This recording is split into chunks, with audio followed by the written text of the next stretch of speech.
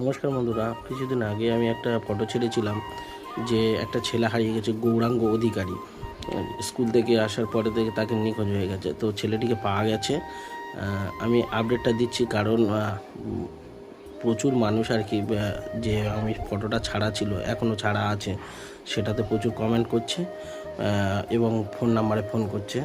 তো ওই জন্য বলছি, বাংলাদেশ থেকেও অনেকে ফোন করছে, করছে, বহু জায়গা থেকে ফোন করছে, যার জন্য আমার মনে হচ্ছে যে ভিডিওটা ফিরে আপলোড করা দরকার এবং ওই ভিডিওটা আমি অবশ্যই তুলে নেব, ওই ফটোটা।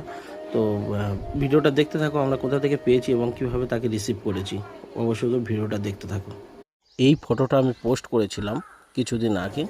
তাকে আমরা নিয়ে আসতে যাচ্ছি মথুরাপুর স্টেশন। ও কালকে কোথায় ছিল সেগুলো সব ওর মুখ থেকেই শুনবো। তো চলো, ওর কাছে ওই দেখতে পাচ্ছ, ওই আসছে। রাঙ্গু, তুই চুলটুল কেটে বার হয়েছি দেখি, চলো ওর কাছেই যাই, গিয়ে শোনা যাবে, পুরো কথা শোনা যাবে সব কিছু।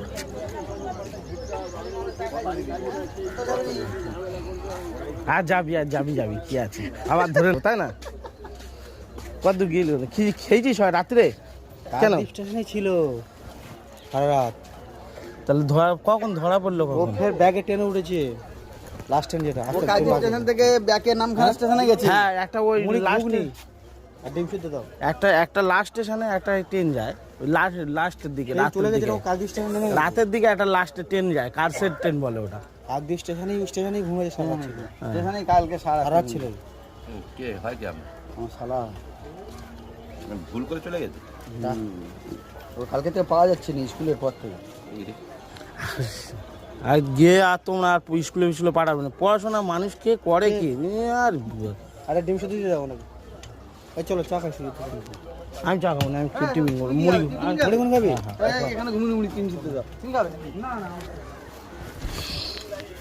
মোটে টাকা নিয়ে বাড়িয়েছিলি? হ্যাঁ। ক টাকা নিয়েছিলি? 50 টাকা নিয়েছিলি? খরচা হয়ে গেছে?